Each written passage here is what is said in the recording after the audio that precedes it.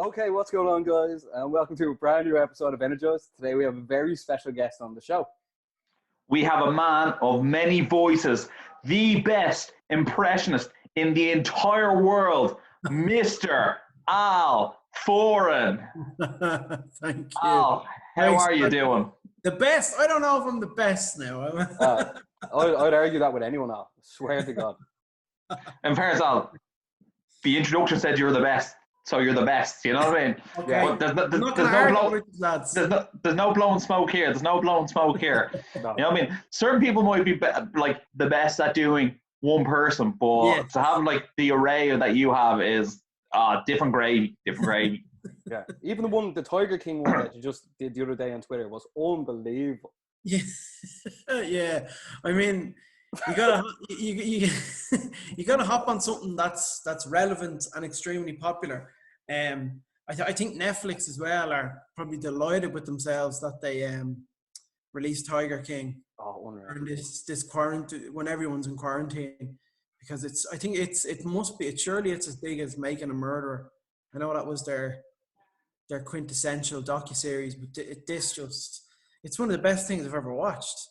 It's in fairness, when you have one of the characters in the show was like one of the notoriously largest drug dealers of all time in America and Mexico, and he's just like a bit part character on the side that no one really pays any attention. Yes. You know, it's a good documentary. Oh, 100%. And like what I find so interesting is I've heard so much stuff the last couple of weeks. So much new information has cropped up about these guys, the likes of Doc Antle and Joe Exotic. Like, there's pictures of Doc Antle with Britney Spears during a live performance at the VMAs with tigers. He has the tigers on the stage. Yeah. There's a picture. There's also, and I don't know where Britney Spears is sitting in all of this, but there's also a picture of Britney Spears at, I think it's the VMAs. She's sitting down. And Carol Baskin is sitting beside her. I swear to God, have a look at the picture on Twitter. She's in the leopard gear and everything, and it's mental. And do you know something? You remember when Britney Spears lost the plot and then shaved her head and had a heart attack? You know whose fault that was? Carol fucking Baskin, that's right. You better believe it. You ought to be ashamed of herself. I'm locked up in here. I don't know how to get out. You're a master of many voices. Like, how did this all come about? When did you first start doing impressions and comedy and everything for the people that don't know? Yeah, like I think like every other impressionist, we all started off kind of impersonating members from our family. So I would be impersonating my uncles, aunties, a few cousins. And that would kind of turn into a routine at family parties. When I was, my parents got married when I was 10, and I at the top table of their wedding, I got up and I made a little speech. But like that speech consisted of me impersonating my two uncles, one of my aunties, my cousins, my mom, dad, my brother, and like. Just kind of since, I don't know, I've always kind of... That was your first gig, was it? Yeah, I've always wanted to entertain. That was my first gig. Not a bad one to start off with. It's what is it? It's April Fool's, but the 28th of March, just a few days ago, it was the 10th anniversary of my first ever gig that I performed in the PSLC in Portmarnock Sports and Leisure Centre, in my hotel room. Yeah. You've gone 10 years. 10 years. I couldn't believe it. It was 2010, so I was doing my leaving cert then. Yeah, but fair play to you, because it's not easy for someone to do any form of comedy, let alone like such a niche market, and then like that be their job. You know what I mean? So like, fair play to you. I know a lot of other people are trying to break into what you're doing at the moment, but you know, they actually have other full-time or part-time jobs to go along with it. So, like, you went all in, you chased your dream, you made it work. So, like, fair play to you. 100%. Thanks a million. Like, I did that gig, and I remember thinking the day after that everything was going to happen for me. This and that. I'd be performing. I'd be in London in a few months. I'd be doing this. I'd be doing that. And it wasn't the case. I did my Leaving Cert. I got my college course. Studied film for 3 years. Went to Chicago on my J1. Was still doing the impressions, like, but very lightly. I'd be uploading, I'd say, twice a year. Oh, yeah. Twice a year with a bundle of videos. How would those videos do online? Like nothing, you know, Okay. nothing. From around 2010 to 2015, those 5 years, I college, working in retail, going on my J1, and then I remember coming back to my J1, and I there was nothing for me to do. I pretty much finished up college. You know, when you do film, you're not, you know, if you're studying medicine, you know, you're gonna get a top job at a hospital. Yeah. If you're studying law, you're gonna get a top job at a firm. Although it does takes years to graduate fully. Yeah. As a law student. But with film, like, it's not as if you finish up that course and you're going to direct the next Star Wars movie. Exactly. You know, that's not. Yeah, I understand what you mean. The path is a lot more clear in other career ventures, I suppose. Yeah, it's so unclear in film. So like I studied that, finished up, and then kind of when I had nothing to do, I was just working in retail, working in diesel in Ilac, and then I moved to Tommy Hilfiger. It was just kind of it was a bit of a lull period, and then Mr. McGregor comes along, and I add him to my catalogue of impressions, and he's the impression that gets me noticed, because he's essentially, at that time, 2015, he's the hottest thing on the planet. Yeah. You know, everyone was talking about Conor McGregor, especially in the build up to the Jose Aldo fight. I think that's sorry for interrupting, but I think that's when I first came across you as well. That was Facebook was when at its absolute height. It's when a lot of people came across me. Yeah, Facebook was unbelievable at that time. Yeah. You could upload a video from a phone, recorded on a phone, that it looks like a potato, and it would go viral. You know? The quality would be 240p, and you'd be like, "Wow, that's amazing." You know? Yeah. But yeah, that I was consistently uploading then when Conor McGregor came along, and kind of creating scenarios in my house with my mom and me, and you know, I brought me in as a character. And then by the end of the year, I actually took the risk. I took the risk of leaving my job in retail, and it's the greatest risk and the greatest decision I've ever made in my life. You know, and that's the beauty of that's the beauty of ambition. With ambition, you have to take risks. Those risks are necessary. You know. Yeah. And it was more than happy to do it. You know. And Al, do you make much revenue through your social streams, excluding sponsorship, from actual Facebook itself? Not particularly, no. I have to look into it. You know, the revenue would be branded content, Cameo as well, which is the thing I do, like, for requested videos, and gigs. Gigs are the main source of income for me. You know, and at this moment in time, obviously those gigs, fortunately for me, my gigs have been postponed until a later date. They haven't been completely cancelled, which is a bit of a silver lining. But yeah, it would be gigs mainly. Fair. So I've seen you do a lot of work with Man United, which is obviously must have been like one of the greatest dreams come true for you. I mean, I've seen you stand up there with all the legends. How did that come about? Yeah, so like that with the McGregor impression, it kind of it gave me a platform, and I could kind of utilize the other impressions and get them noticed on the likes of Twitter and Facebook. And like before I was doing McGregor, I was impersonating Ferguson, Mourinho, so many other characters, and like that I was uploading videos on Twitter, football videos, football impersonations, reacting to results, and I was getting just brilliant numbers from that. And in fact, my Twitter is actually football centric, as opposed to Yeah, you're like Harry Neville on that Twitter, Al. You're always giving your 2 cents. Yeah, you know it needs to do this. You know it needs to do that. Get rid of Pogba. I like that. I like that. That's... Oh, no. I love it. I love it. I'm not giving out about it. I think it's great. Yeah, and a lot of people do. You know, they tweet me, "Oh, stick to the impressions, pal. You don't know what you're talking about." You know, I get all that fucking shite. You know, I'm just a fan. I don't know. You know, I'm not an expert on football. I'm not the Gary Neville. I'm not the Jamie Carragher. I'm not trying to be that. I'm just a fan. I'm a passionate football fan. Yeah. And yes, Pogba is doing my head in. Same here. Oh, you know what? You've obviously done impressions in front of so many famous people, like even Tyson Fury, Anthony Joshua, Mayweather, like obviously Conor as well. Like who or which person that you've met and you've done an impression that you've enjoyed the most? I'd say Tyson Fury.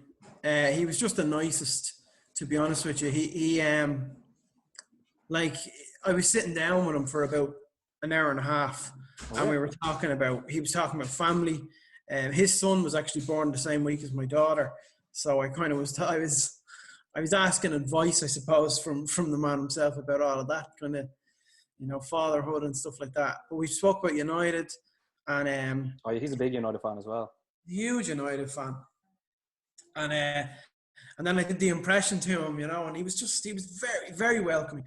And his dad, Big John Fury, was there. I was talking to Big John for a good half an hour, 45 minutes. He is some man. He's character as well. Absolute legend of a man. He's hilarious. Yeah, he didn't lick it up off the ground, Al, did he? No. He sound so similar, you know. You know what? Off the ground. I must say, Al, I actually came across, as I said, about 2 weeks ago, and I think I was watching one video, and then the next video came on. It was you and Eddie Hearn doing an impression of against each other. He was great as well. Yeah, I was very impressed. When you both did Chris Eubank to each other, I thought that was my favourite part.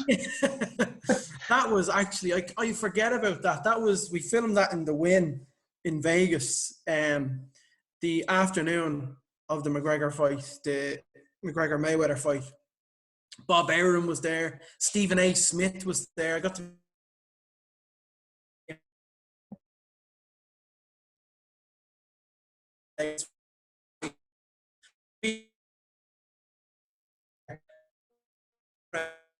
with the combined. No, it was a big conference for ESPN, and I went there with Coogan Cassius from IFL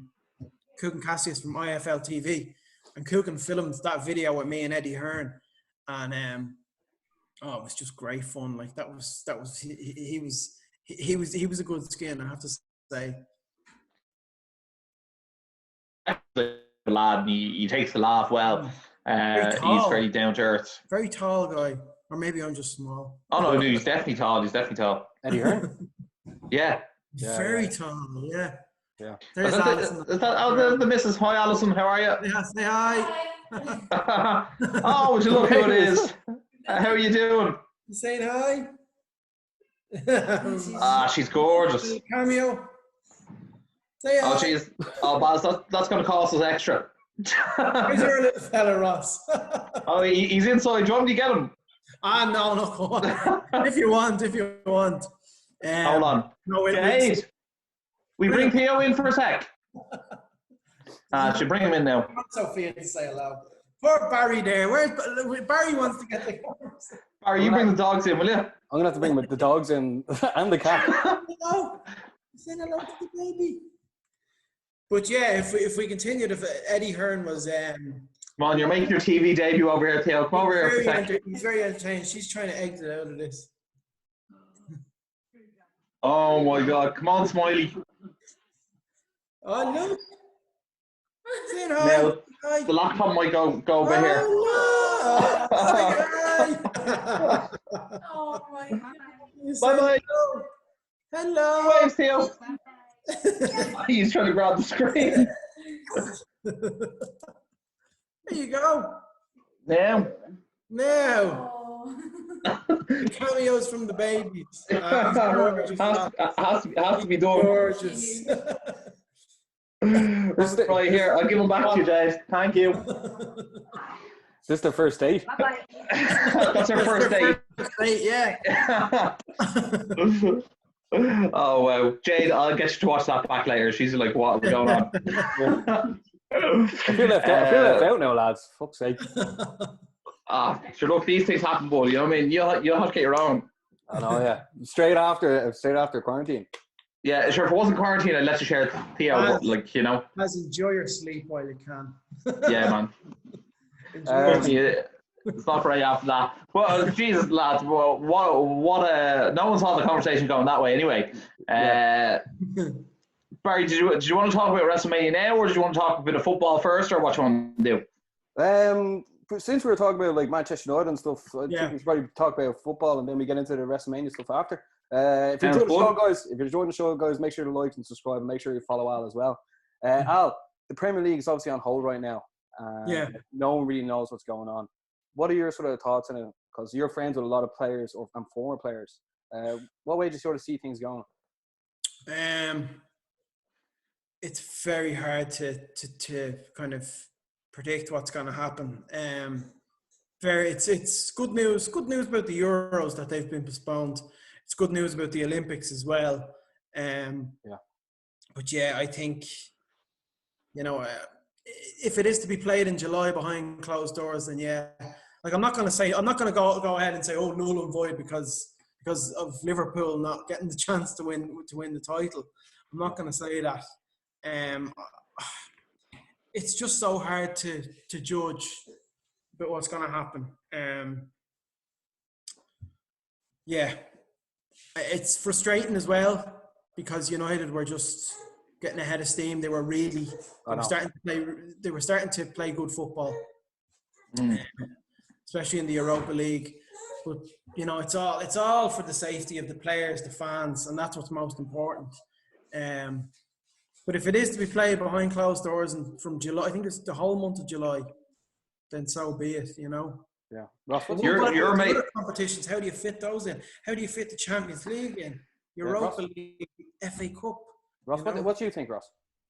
To be honest, the way I look at it is, Liverpool have won the league. You might as well let them have it. You know what I mean? It's one of those things where I think you should just start afresh next season. I think the harder decisions are actually down the other end of the table. Who do you relegate? Because that's massive financial implications. Who gets in Champions League? You know what I mean? I'm sure if Man United probably put a financial agreement in with Sheffield United to get into the Champions League. You know what I mean? It's probably something like that could be looked at. We have to see the outcome of City's hearing. Yeah, exactly. Although all the Premier League teams are against that.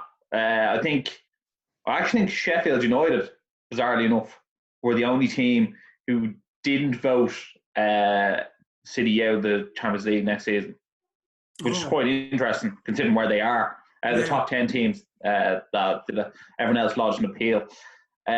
Look, obviously health and safety is the utmost importance. For a selfish reason, like I'd much rather see the Premier League back. I think a lot of things that people don't take into consideration, they only take the football aspect, but realistically it's more of a business than it is these days. And a lot of people's contracts run out in June. What happens then if the Premier League runs into June? Do people play in June out of contract? Do they extend everyone's contract by a month? And then, so many clubs in England might actually go under if the season doesn't continue as well. So imagine they might implement some sort of emergency extension on contracts if it is the case. Yeah, it's one of those things. But these footballers are paid so much money that they probably have these ironclad contracts that this extension doesn't carry on forward. But look, here, Ross. Sorry, here's a curveball. What happens if some of the players are out of contract at the end of the season and they're like, I don't want to stay, I can go somewhere else? You know what I mean? It's very much a possibility. Do Man United have anyone out of contract at the end of the season? Pogba is next season. I think Pogba he runs out of contract. I don't think so. Not to know the. No major. So look, it's one of those things. I think Willian's out of contract maybe at the end of the season over Chelsea. What about Alderweireld? No, he's on a new 5-year deal. I think he's their captain now. Is it for Tonga? He might be. I don't know. I think he's off with Christian Eriksen's missus still. I'm not too sure. Yeah. That fizzled out. That didn't. That they kept that fairly well on their wraps, didn't they? Yeah. Yeah, big time. Yeah, not the Jack Grealish crashing his car though. Oh my God! Well, another man linked to United. What do you make of that, Al? Yeah, I think it's nonsensical and it's comical at the same time. The fact that he had posted out a video telling people to stay at home 5 hours before he went did that and potentially ruined his career. It's baffling. You know what? If you're going to fuck up, it's one of the best times to ever fuck up because like people actually just forget about it because everything else is going on. You know what I mean? Yeah. But would you take Man United? Oh, for the yeah. He's a player that never switches off. But if there are problems, off the pitch, then maybe no. But like consistently, like he plays well every game. He carries that Villa team. He has shit around him. Absolutely. I will say this though, Al. I think he does play very, very well week in, week out. And the only time he ever gets in trouble is on his downtime. He's almost like John Jones in the UFC. If you keep him like always booked in a fight, he'll be on his best behaviour. You give him any time off, and you know what I mean? He's in the strip clubs, he's in the nightclubs, he's doing whatever sort of drugs he can get his hands on. You know what I mean? John Jones is the biggest idiot in sport. Like, he is an idiot. No disagreement here. No disagreement here at all. Also, lads, bear in mind, Jack Grealish is actually from Birmingham as well, so he's around his like schoolmates. So maybe if you took him out of that situation, you wouldn't have been there. Yeah. Yeah. Can I just give my 2 cents of what I think will happen as well?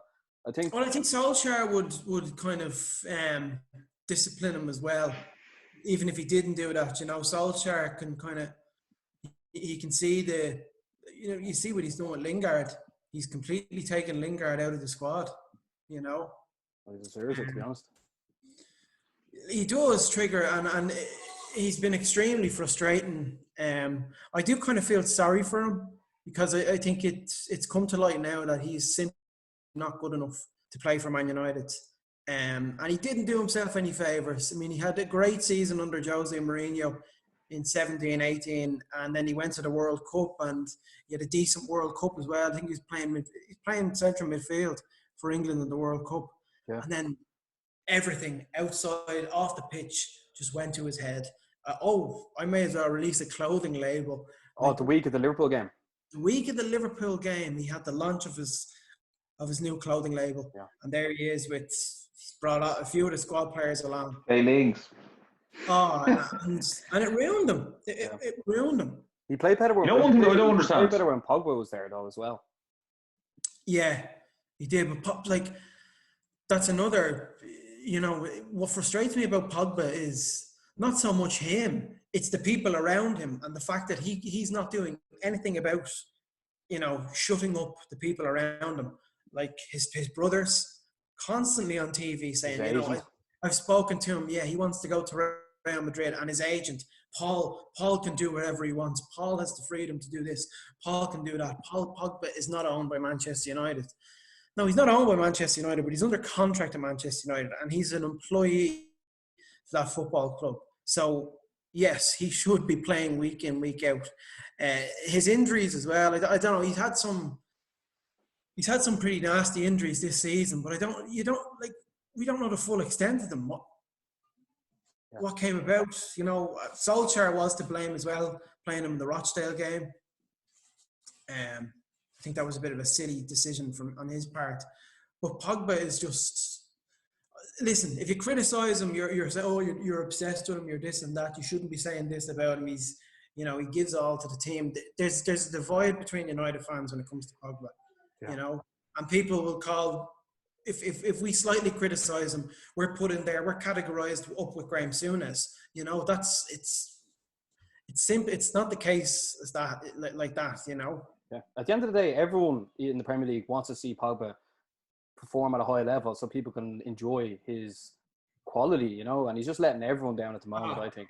Ability-wise, he is one of the best.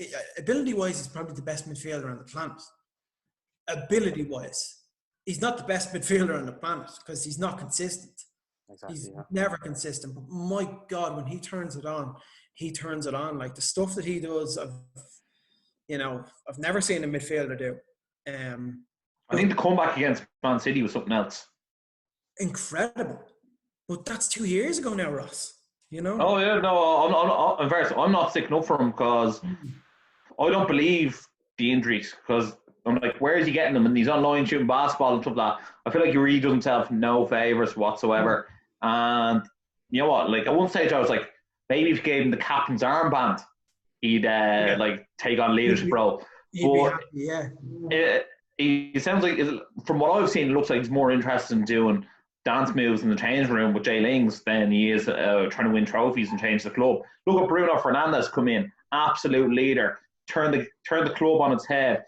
Yeah. Just on the pitch gives us all. I think he's been like man the match in every game he's played since he's come here. I'm looking for that from Pogba. One player of the month in his first month. Yeah. I think the last 2 months, was it for February and March? Or I don't know. I know we only played a few games in March, but he got March player of the month for United. But yeah, he is unbelievable. Like I actually got Premier League player of the month out.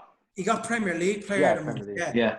I think only him, Zlatan, and someone else has got Premier League player of the month since Ferguson left. You know that? Amazing. And my brother said it about him. My brother said, like, my brother's a lifelong Man United fan, and he said it's like, because he saw Cantona when he came to United from Leeds. He said it's like when Cantona arrived. This guy is having that kind of same effect on the team. You know, he's making everything click. You know, and what was frustrating about Fernandes coming in is the fact that he couldn't play with Rashford. Because my God, that link up, I'm salivating for that link up play between them two, because that could potentially be special and devastating for other Premier League defences. You know, who'd you say is the best midfielder in the Premier League this year, or in general? The best midfielder in the Premier League. You as well, Ross. De Bruyne, I'd say. I'd say De Bruyne. Yeah. I would say De Bruyne. I'd agree. I was just wondering if you'd say Henderson. Just before we wrap up the Premier League, I actually don't think they're going to be able to finish it out this season. I think it's unfortunate for Liverpool because they do deserve the title, but I don't think they won't want it just to be handed to them either. So it's just they've been incredible, and I think it's like, you know, also winning an empty stadium is shite. Yeah. Oh, you know. Yeah. And like, I'll admit, as a United fan, like the Liverpool fans are incredible when things are going for, like when, like the Champions League nights in Anfield, like they're unstoppable, you know, and the way they get behind the team, and the fact that, like, you know, they could potentially be given the Premier League trophy in an empty stadium. It's crazy. Like after 30 years. But look, the main focus is Liverpool have won the league in all of our opinions here. The main focus is to stop them from winning number 20 and equaling us, because we need to progress forward. You know. Exactly. Absolutely. And before we finish with football, Barry and Al, your mate Al, Rio Ferdinand, said it looks like United might go for Harry Kane and Jadon Sancho in the summer. What would you think if we signed those two? And do you think there's actually room for Kane in that strike force at the moment? Well, it's a shame that we didn't get to see much of Ighalo towards the end of the season, because he was perfectly slotting into that kind of deputy position. You know, the number 2 kind of behind Martial. If you bring in, I don't know, does it? I mean, Harry Kane is possibly the best striker in the Premier League with Aguero. does it hinder Martial's progress? You know, every time we've brought in a striker, are you all right? Every time we brought in a striker, you know, it's like Zlatan. We brought him in, Martial, like his progress was hindered. We brought in Lukaku, Martial left behind again. So it could be the same thing. And Martial's starting to really play well for us in that number 9 position. So I don't know. And like Rashford is playing out on the left. And then if you bring Sancho in, he's playing on the right. So where does it leave Martial? You know? Yeah. What do you think, Barry? I don't think it's going to happen. I think the possibility of Rashford, Martial and Sancho up front with all that pace is just so much better than like Harry Kane, who's just a bit slower, you know? He slows them down, I think. Yeah, Zlatan style. In fairness, I think of course. But I think once Harry Kane said he wants to leave Spurs, which he's very much hinted that's in, he wants to go and win some trophies somewhere. Yeah. Man United was always going to be the first link. I actually see better chance of him going to City and replacing Aguero. Great show. Yeah. Great show. Yeah. I think Great that's show. I think that's the show of the show. I think with that, we should probably move on to WrestleMania, if that's right with you, lads. What? Absolutely. Okay. Obviously, WrestleMania 36 goes down this weekend. It goes down on Saturday night and Sunday night. For people that don't know, Al is a massive connoisseur of WWE, all things WWE. Al, can you explain to us exactly why it's going down on 2 nights and what's the situation? Because obviously the coronavirus is going down. There's going to be no fans. So you take it away, Al. Yeah, well, it's been like this for the last 3 weeks. They've had Raw and SmackDown taped in the Performance Center in Tampa, Florida. Sorry, no, it's not Tampa. It's Orlando, Florida. And there's been no fans. What's that been like, Al? What's it going to be like? No, what has that been like so far with no fans? It's actually the wrestlers are delivering better promos than they would in front of the fans, surprisingly. And I think that's the fact that the pressure is off them, that they're not performing in front of a live audience, because Raw and SmackDown it's live on Monday night, and SmackDown is now live on Friday night since October. So yeah, it kind of does take the pressure off them in that situation, and they can deliver better promos and they can essentially improve their acting skills. It's just so weird watching the matches. It's just strange. Like Stone Cold was, I think he was at one of the first shows in the Performance Center, and he said, "Give me a hell yeah," and there was no, like, "Give me a hell yeah," and he was like that, going out towards the crowd like Hulk Hogan. You know, and it was hilarious, and he obviously intentionally meant to do that. But yeah, it's strange, and I think because I look for like this week usually, you know, the week of WrestleMania, I'm buzzing. Like I went to WrestleMania in 2018, and it was an amazing experience, and it's a week-long thing, and it's kind of taken the steam out of everything.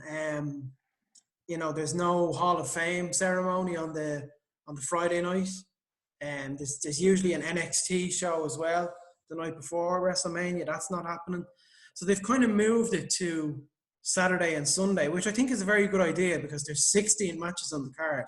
Yeah, Ross explained earlier that last year the show was on for about 8 or 9 hours, and people complained that it was on so long. So therefore, they're after cutting into 2 days this time around. But what's going to be the difference between Saturday night and Sunday night?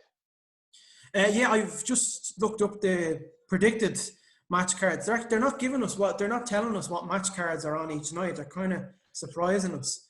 The main event on Saturday night is actually going to be our very own Becky Lynch going up against Shayna Baszler.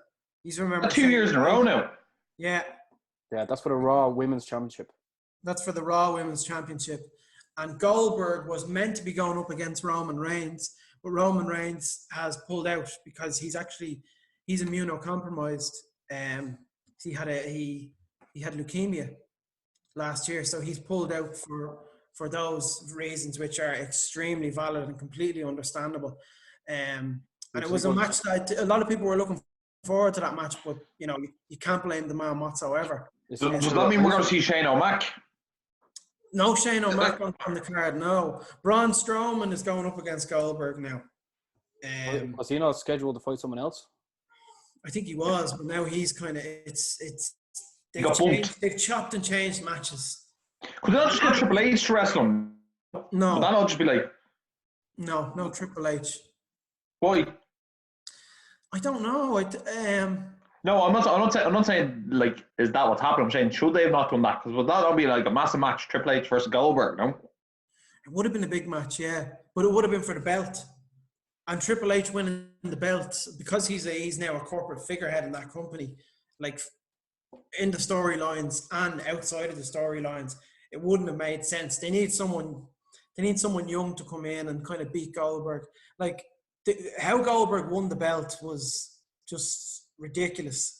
He won it in Saudi Arabia last month, against the Fiend Bray Wyatt. Bray Wyatt has this new gimmick.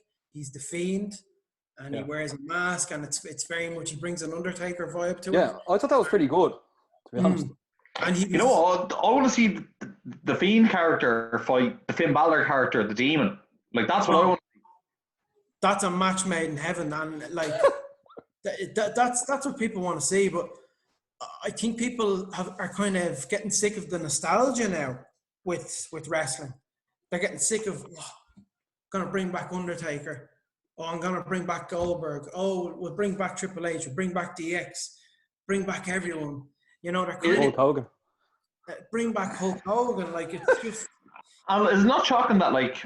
You have your Roman Reigns, and you have Braun Strowman, and you have who else? AJ Styles fighting the Undertaker this year. Yeah, these guys, and they're there all year round. And then, like next thing you know, bringing Goldberg and the Undertaker for WrestleMania, Cena is now part-time too. You know, the fans were booing Cena for years, saying he sucks. He shouldn't be. He's a paper champion. He's the corporate champion. Vince loves him. And now all of a sudden when Cena goes away for a good 9 months, they're like, oh, I want John Cena back. I miss him so much. You know? They love to it's hate. crazy. Like he's fighting Bray Wyatt this time around, isn't he? I hope Bray Wyatt wins because like he's interesting. Although I think I preferred him when like he was the cult leader. But like I think they made him always lose when they probably should have made him always win. Yeah. They should. Well, they should have. They should have given him an Undertaker style kind of streak. Not so much WrestleMania, but some sort of thing. Like they need to, you know. The problem. Yeah, but when he had his like Wyatt family thing, and he had the two big beard guys, they looked unstoppable, and I was like, he should walk around and just be able to batter everyone for like at least a year. Put my laptop in and plug the charger in. It's just no worries, that's all right. I don't want to cut off. But I just look at wrestling now and I'm sure like winning and losing doesn't seem to really matter anymore. If you know what I mean, you can win one event and then you lose the next event, and it's not really the same you know gravitas. You know what I mean? And once they broke the Undertaker's WrestleMania streak, it was a bit like that was the final straw of like what matters when you win or lose. Well, that was amazing, and shocking as well. The fans' reactions after that. It was amazing. But when you look at it, like, there's no other wrestler on that roster who could legitimately beat Undertaker at WrestleMania other than Brock Lesnar. Like, it's Brock Lesnar. Yeah. You look back at it now and like he's the perfect choice. I actually watched a documentary on Brock Lesnar recently. It's about him when he was in the Ruthless Aggression era and when he started off. I think like 3 months into being coming into the company, he becomes the champion at the age of 24. And like it takes guys like 10 years to get to the top. It took him 3 months. Yeah, but when your traps are that big, like nothing else matters. Yeah, the only way was up for him. But he's such an introvert, Brock Lesnar. Yeah, but he gets Paul Heyman to the microphone and it works perfectly because he's the best at it in the entire game. Oh, he is. I think it's hilarious hearing Brock on the mic with his voice. You know, I think but the thing about Brock is he just doesn't care about anything. Sure, he does not care. No, he doesn't. He's fighting for the championship versus Drew McIntyre as well. Yeah, and Drew McIntyre is this guy he won the Royal Rumble. He won the Royal Rumble. He's the real deal. He's Glaswegian. Yeah. Glaswegian. Yeah. Do you want to hear Mike calling this out? Yes. Paul Heyman does the flip on this one, and he goes through McIntyre. I think that's what happens, and McIntyre wins. It'd be great to see Paul Heyman do that. I remember he did it with Brock Lesnar years ago with the Big Show. He turned on him and joined forces with the Big Show. But because he was terrible on the mic as well, the Big Show, wasn't he? Like no one was like, "Oh, give the mic to the Big Show." Terrible, but he was the best. He was one of the best big men. He was one of the best big men in the company, you know. Yeah, but again, you have to make it believable. Someone could beat Brock Lesnar, and it's like, oh, the Big Show could beat. The match of the night, the match of the weekend for me, the one to look out for is Edge versus Randy Orton in a last man standing match. Edge when I saw this, I was like, what is it, 2006? Oh, Edge came back at the Royal Rumble, and it was amazing. Like, it was just the fact that he was told he could never wrestle again. Was it his back or his neck? It was his neck, yeah. He had serious neck problems from the year 2002. And it kept on coming back at him, and he had to eventually retire in 2011 at his peak. So that trended worldwide when he came back. Oh yeah, it was amazing. It was just like he's got great music as well coming out, which I always think is like important. He's in phenomenal shape. He's actually improved as well on the mic. He was always good on the mic anyway, but I think he's gone away. He obviously when you retire in wrestling, you go away and you do a bit of acting like Batista, and obviously Dwayne Johnson is the prime example of that. But he's actually gotten better at his promos. But Randy Orton as well is the bad guy in this whole situation, and he's playing a blinder. You know. Does he ever play the good guy? No, he's so good at being the bad guy and being vicious. You know. Who do you have a feeling in the gut of your stomach, in your gut? Who do you think might make an appearance? Oh God. Is it a waste of an appearance, Al, when there's no crowd? Because normally, I remember the Hardy Boys came back one year and the whole crowd went nuts. They were like, "Oh my God, Matt and Jeff!" And now it's like, when you make the surprise return now, it's no applause. Is it a waste of an appearance? Yeah, I think the fact that Drew McIntyre won the Royal Rumble and he is kind of the most legitimate threat to Brock Lesnar, because Brock Lesnar has just steamrolled through the whole roster since he came back in 2012, and Drew McIntyre is going to come along, and you know people really are getting behind him, and Brock Lesnar apparently really likes him backstage. Brock Lesnar thinks he's the guy. I want to put him over. You know, I want him to be the, you know, essentially, no pun intended, the next big thing. So the fact he's almost like the 2020 Triple H, isn't he? Yeah, but there's a bit of a he's like Kevin Nash Diesel back in the 90s. You know, he has that vibe about him as well. He's like a sight to behold. Anyway, he's absolute physical specimen. Monster. There's no chance of Batista coming back, is there? Like, he's obviously making moves now. Batista's finished. No, Batista's finished. Batista was actually meant to be inducted into the Hall of Fame. He was the Hall of Fame headliner, along with the NWO. We're getting inducted into the Hall of Fame as well. So yeah, will that just move next year then? They'll just have like even more people in the Hall of Fame. Possibly. Yeah. I mean, next year's WrestleMania will hopefully be a special one. It's in the SoFi Stadium, the LA Rams' new stadium in Los Angeles. Tell us this. Obviously, like, for such a small island being Ireland, we've really held our own on the wrestling scene. We have Sheamus, Finn Balor, Jordan Devlin, Becky Lynch, and Killian Dane. Yeah, so we have 5 wrestlers in the WWE, which is very impressive for the size of Ireland. Bar Becky Lynch, who's headlining on Saturday night, are any of the other guys competing in WrestleMania this year? Finn Balor's not competing, and it's a crime that he's not competing. because he's one of the best. He's one of the, and I'm, you know, I know Fergal well, and I think he's one of the nicest guys you could meet. When we were in WrestleMania 2 years ago, he brought us backstage and everything. And like, he is, he's one of the best wrestlers in the world, and he can put on a show. Hold on, could he not come out and fight Goldberg? Because wasn't he the first Universal Champion of all time? Yeah. He can win it. If he came out and beat Goldberg as the Demon, that's the booking you want. That's solid booking right there. Ross, you need a job now, like, for this. Well, in fairness, I'd be terrible at doing that because I just pick all the Irish guys to be the champions. He's great at picking fights for the fighters we have on the show as well. But in fairness, you know where I think they went wrong with The Undertaker, right? And I've always said this. You know that The Undertaker lost Brock Lesnar and he lost Roman Reigns? He should have come out and there should have been like a triple threat between those two, and then The Undertaker somehow won the triple threat between the two of them, and then like he avenged his 2 losses of a streak, and then like he walked away. You know what I mean? Oh yeah. Yeah.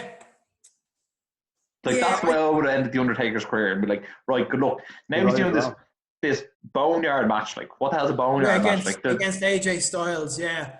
I think The Undertaker has brought back the American badass gimmick. So we're going to see him on the motorbike. He's been the slow monotone voice is kind of it's disappearing a little bit. If you watch his recent promo, that's the way he kind of spoke back in the mid-2000s when he rode down on that motorcycle, you know, every Monday night on Raw. So I think he's brought back the American badass gimmick for this feud, which would be interesting. But like, then again, if he comes out on the bike, you know, to no crowd. Yeah. Because I thought when we were at WrestleMania and he went up against John Cena 2 years ago, there was lots of rumors that he was going to come back as the American badass. And me and my mate Greg were like, oh Jesus, imagine he comes out on the motorcycle, imagine the crowd going mental. Limp Bizkit roll. Limp Bizkit keep rolling. Fred Durst comes out as well. You know, Fred Durst on the back of the bike. Al, who's your favorite ever wrestler as well, by the way? Well, there's two types. Well, there's two types. There's the entertainer. So the entertainer would be Stone Cold Steve Austin for me. He was the reason why I got into that thing. And overall wrestler, I just loved Kurt Angle. I loved watching Kurt Angle. I thought he was, the fact that he brought the kind of the shoot style amateur background into professional wrestling. Yeah. He seamlessly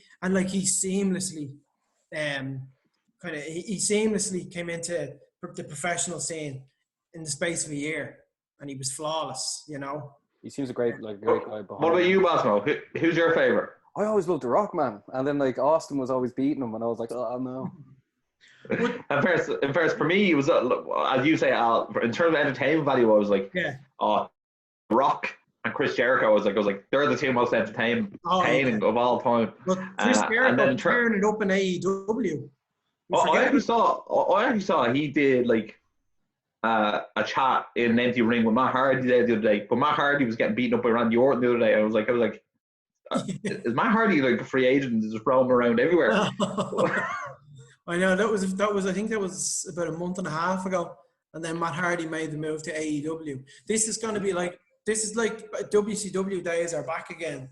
You know, these guys are going to be competing with WWE seriously. It's good to have a bit of competition. Chris Jericho's a good name to have now to be like your headline guy. Massively. Definitely. He was their champion. Definitely. Yeah, well, like he's probably the best talker on the mic since. Well, obviously between him and The Rock, like I think they're the two best of all time. CM Punk was great, but he's a stubborn prick. Is he going to go into AEW? Yeah, well, no. He has no interest in professional wrestling. Gotcha. First, I think him after losing the UFC, I have no interest in him anymore. You know what I mean? Like, the facade is gone. You know what I mean? It kind of has, and like he's ruined it for people as well. Like fans who kind of ask him off to come back, or politely ask him to come back, he kind of tells him to fuck off. Like he's a bit of an ass. But I'll never forget 2011. It's the summer of punk, they called it, when he kind of came onto the scene, and he came out and fucking probably did the best promo of all time. Yeah, I'm sure loads of people agree with you. But Al, come here, just before we wrap things up, right? What are the main fights we should look out for on WrestleMania this weekend? And also, what do you have planned next going on into the future? Okay, well, I'll talk about future. There's a few bits. There was a couple of things with the Euros. That's obviously been postponed, so that'll be next year. I have a couple of gigs coming up. I'm just creating content, lads. That's all I'm doing. I'm creating a bit of content from home. Everything, as you know, is at a standstill with everybody, you know. I'm on TV2 in Norway on Sunday, though, as Louis van Gaal. I speak. They done a special on Louis van Gaal to speak to him. So I look forward to that. It should be very interesting. So that's me. There's a few bits popping up, you know. Norway's a great market, obviously, for the Premier League. Norway is probably the best market in Europe outside of the UK and Ireland for the Premier League. Their coverage over there is phenomenal. Like, nice. And what about the big matches for WrestleMania? Which ones are you looking out for? Bar Edge and Orton, you said that one. Give us three more. Yeah. Okay, Edge, Orton, last man standing. Tell us who's winning. Tell us who's winning as well. I think Edge is winning. Got to have Edge win on his comeback. Drew McIntyre versus Brock Lesnar. Even without a crowd, that's going to be a blockbuster match. Two absolute alphas going up against each other. Two big guys who are surprisingly very agile as well. So they'll bring that kind of entertainment element to that match, which I look forward to. And Brock, but you know, when Brock turns it on in a match, when Brock takes bumps in a match, you know, he's phenomenal. You know, he does flips and everything. He's the best in the business for that. Kevin Owens versus Seth Rollins. That's going to be a very good match. Two of essentially the top guys in the current roster going up against each other. Who's winning that one? I think Kevin Owens. I think Drew McIntyre is beating Brock Lesnar. I picked Kevin Owens as well because I met him in the airport one time, and me and him have a similar beard at the moment. So I'm like. And then Russell, your shout as well for Paul Heyman to cross over. Oh yeah, I'm picking Drew McIntyre as well. Good shout. Yeah, I also think the Drew McIntyre finisher, the running like drop kick. Yeah. I think that seems to be like a very good finisher, as in like that's very over. That's what they say, isn't it? Yeah. Very over, as in like once you hit that, like that's it. It's a bit like Goldberg's spear, if you know what I mean. Once he hits that, it's game over. 100%. Yeah, that Claymore kick it's class looking. And when he does the kip up, he does the Shawn Michaels kip up. Does he? I haven't seen him do that. But Becky versus Shayna would be. You got to look at the women as well. There's two great women's matches. There's Charlotte versus Rhea Ripley and Becky versus Shayna. Charlotte versus Rhea Ripley for the NXT Women's Championship, and Becky versus Shayna for the Raw Women's Championship. There'll be two great matches as well. Right. Is there any talk of Ronda Rousey coming back to take down Becky Lynch? Because her and Shayna Baszler are best friends, like real life best friends, not just like, you know, Edge and Christian. Well, I think they're actually best friends as well. Ross, I completely thought that was going to happen in the lead up to the WrestleMania in Tampa, Florida, in the Raymond James Stadium. Because if you want someone like Ronda Rousey to come back, you bring her back from that kind of setting in front of 75,000 plus fans. I don't think that's going to be the case now. I think they're going to save Ronda Rousey to come back for SummerSlam when they can find, possibly at that point, you can start performing in front of live crowds. Or maybe do a four horsewomen thing. That's a thing, isn't it? WWE 4 horsewomen versus the May 4 horsewomen. Would be something for WrestleMania next year, I think.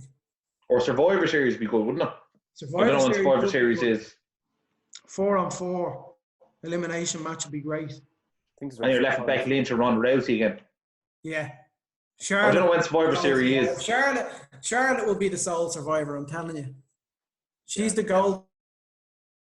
She's the Triple H of that company. Well, in fairness, she's Ric Flair's daughter, so like she's got the lineage. Yeah, it's in her blood. She's a great wrestler as well, guys. Yeah, well, look, she's holding her own. She's the headline pay-per-view, so like fair play to her. She's not as good as her dad though on the microphone. Yeah, but who is? Who is The Rock? Fair. But Al, thanks very much for all your time. One of my favourite shows of the year to always do was the annual Al Foran WrestleMania show. It's a bit of a different one this year, but I actually think it's quite funny because this WrestleMania could be sort of on paper one of the worst WrestleManias ever, but it actually could be one of the most viewed WrestleManias of all time because no one has anything else to do. It's the most interesting WrestleMania of all time. Yeah. It's like, what the hell? You know, because there's always this surprise element with WrestleMania. Before it comes on, you're like, oh, I wonder what the set's going to look like in the stadium. How are they going to, you know, they just go all out with WrestleMania. And now you wonder, like, what's it going to look like in, you know, a warehouse, essentially, you know? Nah, there's not. But look, such is the way with the world at the minute that it's necessary and, you know. Yeah, will they do the pyrotechnics still? Can they get that done? I don't know. They could do pyrotechnics outside the performance center. I reckon they will do that. I reckon there will be a fireworks display outside of the performance center and they'll... Right, well there you have it. Al, Baz, anything to add in there? Lads, this was good crack. I'm obviously next time I'm going to have to either have a baby or like abduct a baby. But lads, it's always brilliant talking about... first of all, following your stuff has been absolutely great crack. Like, you know what I mean? You're absolutely killing it. I'm very proud of you. Second of all, the football, like, hopefully it does come back, but it will come back at some stage. And then, man, WrestleMania is going to be some crack this weekend. Yeah. It's the only thing we can watch, lads. There's no football, there's no golf, there's no rugby, there's, you know, it's I think WWE are putting on Fox for free as well, you know that? Oh, are they? I think so, yeah. I think there's like, I think they gave away their network for free as well at the moment. Everyone. Yeah, I have their network. Are you paying for it? I'm paying for it, but I think the month of April is free. All right, grand. Well, make sure you're not being charged. Yeah. Make sure you take down Al's tips as well and see if you can by Paddy Power to see if you can get them and see what odds you get. But, everyone, make sure you follow Al's stuff because he's absolutely killing online. His impressions are just one of the best I've ever seen. Ross can definitely agree with that. Make sure to like the show, subscribe, and as always, stay energized. Stay energized. Stay energized.